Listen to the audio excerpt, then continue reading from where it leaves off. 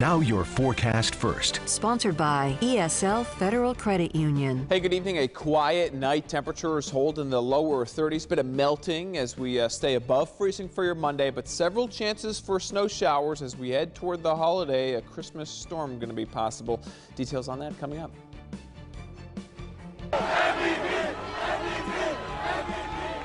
The crowd goes wild over the Buffalo Bills win, but some not so happy about this large gathering during a global pandemic. I want to attend the Bills game. It's also going to depend on the circumstances that Western New York is in at that time.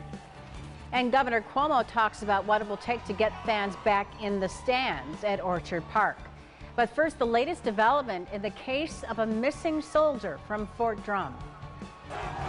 From the team you can trust, this is News 8 at 6. Good evening and welcome to this web edition of News 8 at 6. We are going to begin with the suspicious death of a soldier from Fort Drum. 20-year-old Corporal Hayden Harris has been found dead after he was reported missing yesterday.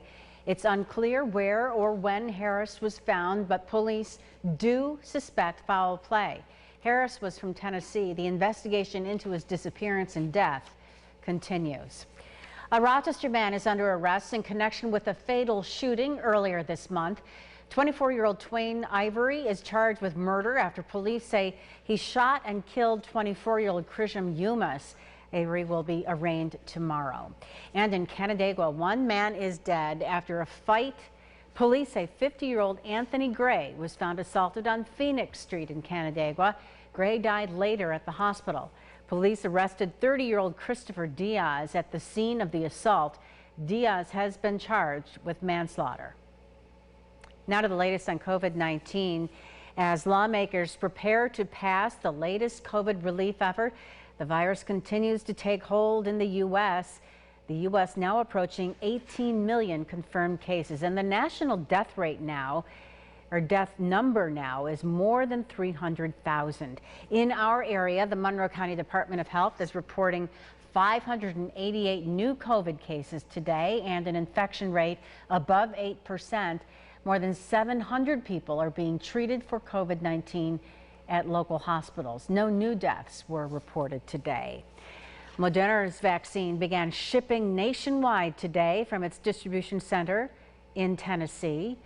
Beginning tomorrow, frontline healthcare workers, nursing home residents, and essential workers such as firefighters, teachers, and grocery store workers will be next in line for the vaccine as it rolls out to hospitals. Like Pfizer's shot, Moderna's requires 2 doses, each several weeks apart. Well, the Buffalo Bills are AFC East champions, and fans everywhere are excited. But after the big win, a large gathering outside the Buffalo airport is stirring up some controversy on social media, and Jack Watson is following that for us today. He joins us live now. Jack, fans are excited, but that gathering is creating quite a bit of buzz. That's right, Maureen. Obviously a ton of enthusiasm after that AFC East title win, the first since 1995. But no big gatherings in Rochester yesterday, really, or today, like there would be in normal cases, but just the opposite in Buffalo, gathering controversy tonight. We watched every play. It was great. We were so excited to see them win. It's a big deal. Bills fans are buzzing in Rochester, division champs for the first time in 25 years. Some watching from home, others last night watching at bars that set up outdoor viewing parties. Well, it feels like for Rochester, it's a hometown victory. That they're our hometown team, so it's really good to see them win. But it's this celebration capturing the attention today. This was the scene as the Bills team plane landed in Buffalo early this morning. Hundreds of fans packed together, gathering to greet the team. Governor Cuomo was asked about it today. A big group like this isn't great in any setting, he says, even after a historic win. Look, large gatherings should concern everyone. You know, if you're wearing masks, if there's some social distancing, it's better. But large gatherings, of course, are of concern. Buffalo, they have really stood the course for many years. And they should be as excited as they are, and we need some good news and the Bills are delivering good news. Cuomo says a plan to reopen Bills Stadium is being reviewed by the State Department of Health ahead of the playoffs. The stadium itself, says Health Commissioner Howard Zucker, is not the main concern, though. The big issue here is the tailgate party prior to the game, and that's more of the challenge than even trying to make sure you get fans into a stadium appropriately. That decision is still a ways away. For now, a chance to celebrate a historic Bills win, whether you're in Buffalo or right here in Rochester.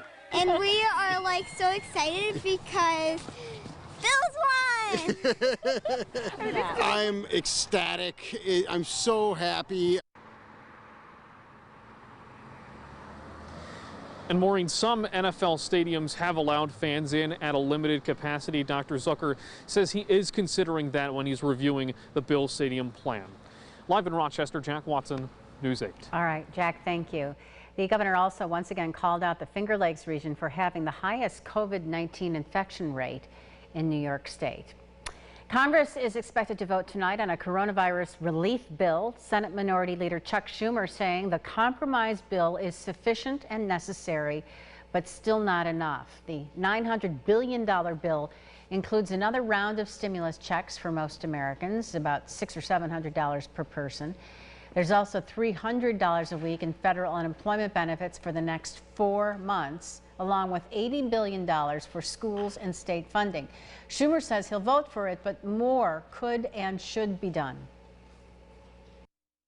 The survival checks in this bill are a good start, but there was bipartisan support for $1,200 checks. So let me be clear about one thing. This bill will not be the final word on congressional COVID relief. When this chamber gavels back in 2021, we must pick up immediately where we left off.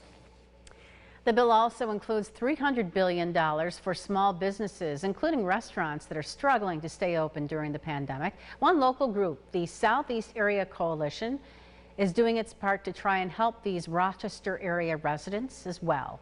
The SEAC announced it is rocking the takeout. This program will send you $5 for ordering takeout from a business in Rochester's southeast neighborhoods. One of the restaurants, Nino's Tacos, says support from the community is helping it stay open. We were open for what, like 2 months? Yes, como 2, 3 months. Yeah, 2-3 months we were open for dine-in, and then unfortunately hit us again, so we had to go for takeout. Yeah. But it is what it is. You know, we're just rolling with the punches. Solamente muchísimas gracias a la comunidad por todo lo que hacen por nosotros y estamos muy agradecidos. Como siempre decimos, Ninos love Rochester. To participate in the program, you have to email the SEAC with your receipt from a participating restaurant, and you can find out more about all of this at rochesterfirst.com. All right, let's check in now with meteorologist James Gilbert. James, take a look at the sledding today. This is Cobb's Hill. Nice. A lot of folks out there today. We have the snow. We need more if we want to do sufficient sledding, in my opinion. Maureen, I'd love to see that. Nice to actually look like December. We finally got a bit of snow earlier in the week. We had a snowpack pretty much from Wednesday night, Thursday, and into today. We got about half an inch to an inch earlier, but we've got some more snow on the way. We'll have to wait for it. Of course, it's got the holiday week, right? Quiet tomorrow, mostly cloudy. Temperatures well above freezing, maybe some melting there. Tuesday, some light snow showers. Wednesday, quiet, and then Thursday, Christmas Eve, do expect wind and rain. 50 degrees, very warm, but we drop. That's a midnight high there on Friday, and we've got snow showers in the forecast with wind as well, maybe some big lake effect on Christmas Day. Yeah, White Christmas definitely in the realm of possibilities. Next 24 hours, pretty quiet. We'll start off tomorrow in the lower 30s. We'll finish in the upper 30s. Looks like I can hear the sledders getting excited for Christmas Day. FUTURECAST by 9 a.m., maybe even a little bit of sun. Most of the day's cloudy, though. You probably won't need your sunglasses. Tuesday, weak system moves through. I mentioned it with the extended earlier. The storm system path is to our south, so that's really not great for us to get any accumulating snow. Tuesday during the day, some flakes out there, maybe ½ inch to an inch dusting, especially at higher elevation south. Wednesday we're quiet, and then all eyes, of course, are on the storm that's heading in our direction. High confidence that we see a pretty impactful storm Christmas Eve, Christmas Day. Rain to start, very warm. Surge of warm air ahead of the storm system, and then snow showers come in behind that. Here's the setup, wide view. There's New York State. There's Rochester right there. Here's your high pressure. We're starting off on Tuesday. High pressure slides out into the Atlantic. That forces warm air up from the Gulf into the region. That's when we're going to see 40s, 50s. Everything melts Thursday morning. There's the low. Low pushes just north of New York State. The warm air goes out into the Atlantic, and then some of the coldest air of the year sweeps in. Note the time here. This is Christmas evening into Christmas Day Friday. We get that blast of cold, and then lake effect sets up nicely as we get into Friday night and Saturday. Now, that's the big question mark. How does the lake effect set up for Saturday and Sunday? This is the European model snow forecast, just a little bit for the week, and then, the weekend is when we could potentially see some big snows. Now, one scenario for Saturday and Sunday, the lake effect is all just east of Lake Ontario and Lake Erie, so Tug Hill and then Chautauqua Ridge. Or wind direction could be just right Friday, Saturday, and Sunday, and Rochester could tap into some big snowfalls. Still going to have to take a couple of days to iron that out, but as of right now, still looks like a pretty impactful storm to finish the week. Maureen. Well, and the holiday just in time. Yeah, interesting to see. We may not necessarily have snow right on the ground for Christmas Day, but it's very likely it'll be falling. Hey, listen, I'll take it. Yeah. You know, it sort of fits the season. And it will be very cold after that. All right. Thanks, James. Yep. And thank you for joining us right here for News 8 at 6 Web Edition. We'll be back on air over on Channel 8 for News 8 at 11 later tonight, likely. Hope you join us there then. In the meantime, have a great evening.